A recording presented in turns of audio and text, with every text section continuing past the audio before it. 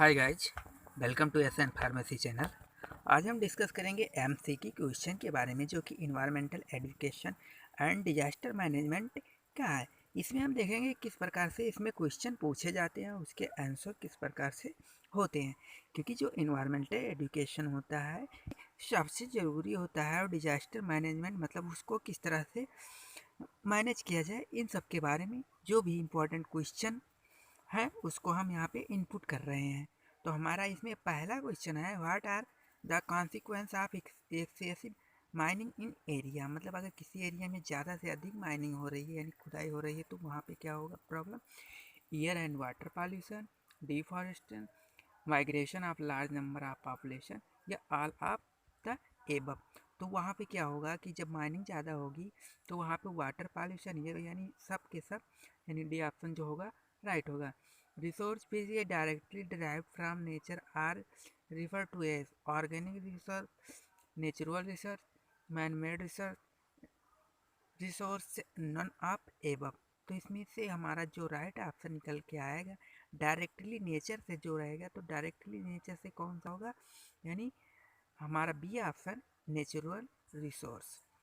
अगला ऑप्शन है resource that take too long ये period of time to be used as resource are called as renewable resource, non-renewable resource, explorable resource या inexplorable resource.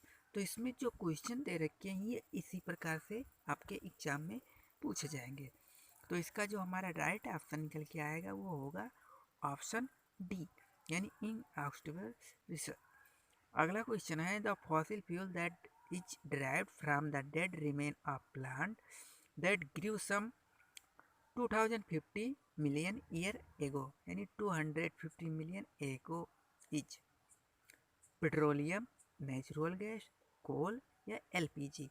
तो जो fuel होते हैं वो किससे अगर कोई प्लांट 250 मिलियन ईयर एगो का है तो उससे कौन सी चीज़ें निकाली जाती हैं। तो उसमें जो हमारा राइट ऑप्शन होगा, यानी जो पेट्रोलियम होता है, नेचुरल गैस होता है, कोलतार होता है, एलपीजी होता है, तो उसमें जो हमारा राइट ऑप्शन रहेगा कोल। ये sources that can be replaced in reasonably short time is usually refer to as. तो इसमें हमारा होगा रिन्यूएबल, नॉन रिन्यूएबल, नेचुरल या मैन मेड। तो रिसोर्स जितने भी होते हैं कैन नॉट बी रिप्लेस, ऐसा रिसोर्स जिसको रिप्लेस ना किया जा सके। तो उसमें क्या होगा कि जो बी ऑप्शन है नॉन रिन्यूएबल वो सही होगा। Man made resource are alternative to natural resource for variety of reason which of these would not be one of those. They increase variety and choice, they are cheaper to produce than natural resource, they are made from renewable resource, they are better suited for the purpose for which they build।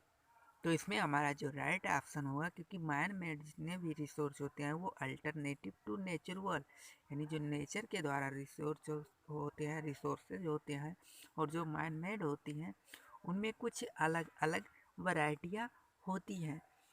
तो इसमें हमारा जो right option होगा वो C, which of these is not ये fossil fuel. मतलब जो सड़े गले यानी सड़े गले पदार्थों से कौन से फॉसिल फ्यूल नहीं प्राप्त किए जाते। तो कोल हुआ, ऑयल हुआ, नेचुरल गैस हुआ, यूरेनियम। तो यूरेनियम हम लोग सब जानते हैं कि यूरेनियम जो होता है वो एक मेटल होता है। अगले क्वेश्चन की तरफ बढ़ते हैं। तो ये liquid fuel that was form from the ancient remain of sea plant and animal is. तो natural gas, petroleum, geothermal energy या कोल। तो लिक्विड फ्यूल जितने होते हैं वो ancient remain on sea plant and animal is, तो वो हमारा राइट ऑप्शन होगा जियोथर्मल एनर्जी, क्योंकि ये जियोथर्मल एनर्जी प्रोड्यूस करते हैं। तो इस तरह से हमारे एमसीक्यू क्वेश्चन बनते हैं। ये ज़्यादातर डिजास्टर मैनेजमेंट का होगा क्वेश्चन। जो डिजास्टर मैनेजमेंट के क्वेश्चन हमने ज़्यादा कवर करने की कोशिश की है। Energy in the ray from the sun is called, यानी जो रे के यानी किरणों के द्वारा जो एनर्जी प्राप्त की जाती है उसको solar energy, wind energy, tidal energy, water. तो इसमें क्या होगा सोलर। विच इज ये list of renewable resources: petroleum, geothermal, wind, biomass, geothermal, hydro power, natural gas, wind, biomass, hydro power, solar, wind energy. तो हमारा राइट ऑप्शन होगा D.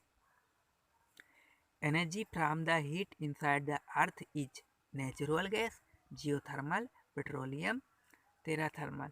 तो इसमें हमारा जो राइट आंसर होगा इनसाइड द अर्थ जो होगा वो जियोथर्मल, क्योंकि इनसाइड द अर्थ हो रहा है, यानी पृथ्वी के अंदर एनर्जी प्रोड्यूस हो रही है जिससे अर्थ क्यूब आते हैं।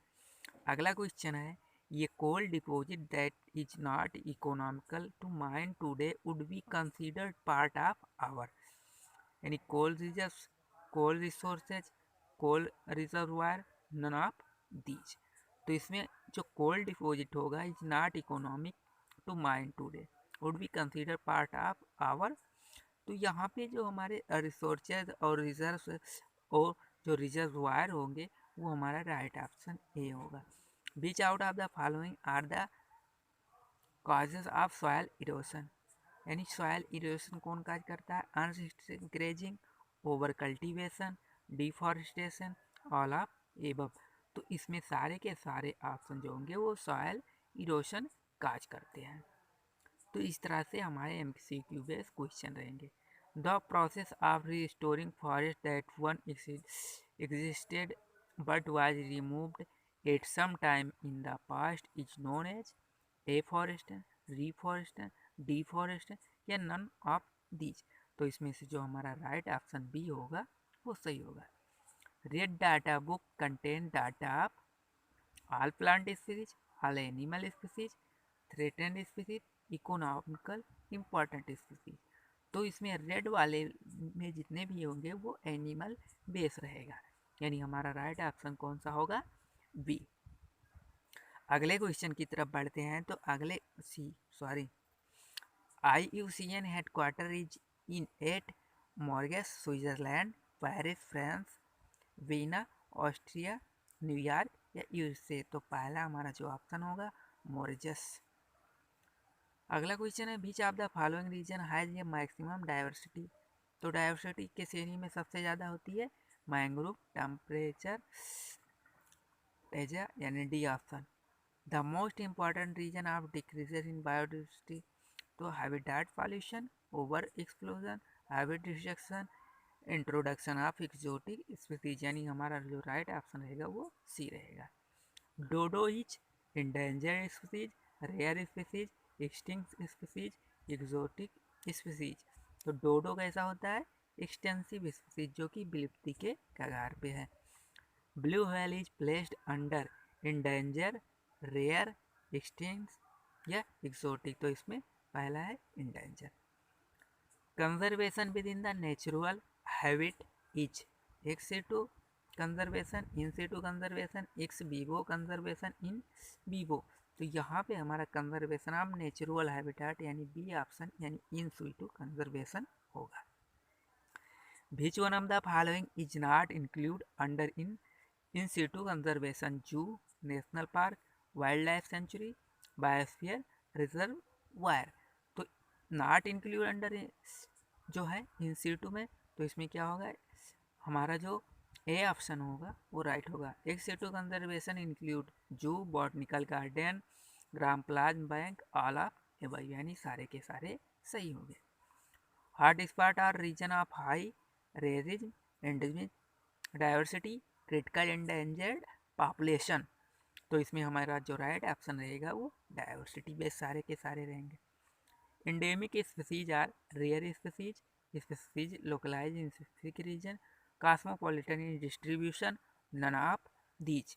तो इसमें जो हमारा राइट ऑप्शन रहेगा वो बी रहेगा। Which one of the following has a maximum genetic diverse in India? Tea, teak, mango और व्हीट। तो इसमें से जो हमारा राइट ऑप्शन रहेगा यानी maximum genetic diversity in India, तो वो होगा सी ऑप्शन यानी mango. Which one of the following region in India is a hot spot of biodiversity? Sundarban, western Ghat, eastern Ghat या जेनेटिक प्लेन्स। तो इसमें जो राइट ऑप्शन होगा वो वेस्टर्न घाट रहेगा। अगला क्वेश्चन है हमारा, Darwin finch are a good example of convergent evolution, adaptive radiation, connective link, industrial melanism. तो डार्विन फिंच ने एक एग्जाम्पल दिया था, तो हमारा बी ऑप्शन जो होगा राइट होगा। Which group is vertebrate comprises of highest number of species, mammalia, fishes, reptiles, bird. तो फिशेज की संख्या सबसे ज़्यादा है, यानी B option. 5 June is observe as world environmental day, world forest day, world population day, world world wide day. तो इसमें ये ऑप्शन जो होगा वो राइट होगा। The unfavourable alteration of environment by human activity term है ecological disturbance, ecological degradation, pollution, कैस्ट्रोट्रॉफ। तो इसमें से हमारा जो राइट ऑप्शन निकल के आएगा वो होगा इकोलॉजिकल डिस्ट्रक्शन।